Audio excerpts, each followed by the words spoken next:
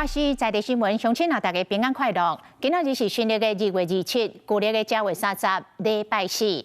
新北市瑞丰有一个太太，讲判查囝的尸体已经判2年了。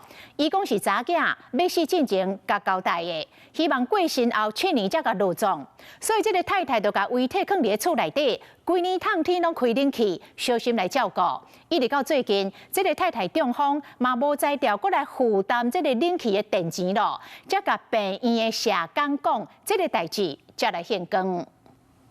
地楼推起里一层2岁功夫铁门锁起来，新北瑞丰只户邻家，昨日暗时传出有人甲遗体同齐生活2年。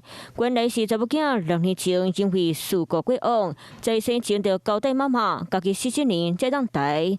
李太太就将遗体放伫咧厝内，逐工开24点钟冷气保存，真细腻的照顾，生活甲他已经2年时间。那个阿姨就是精精神神的，对啊，然后就是头发要戴个眼镜，然后大概60出头。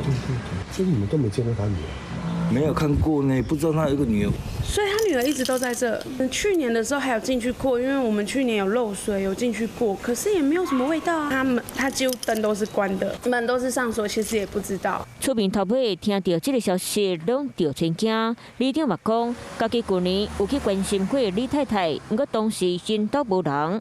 因为我们去年是就是那个发重阳敬老金的时候，我们就发现说他没有来领那个重阳敬老金。那我是有来过2趟，但是都没有人。代志表康是因为是最近中风，无法度照顾家己，佮再加上365天，规年烫天，互冷气直咧放，无再调出电钱，就向社工求助。检方长验尸，排除他人暗杀，预计3月13解破，进一步调查死因。到今年因为他可能是身体出状况，他去医院去机构访谈的时候，他才说他女儿就在家里往生了，已经有6年。故宫府创兴区含遗体带2年时间，代志表康相关单位卖尽全力厘清事件真相。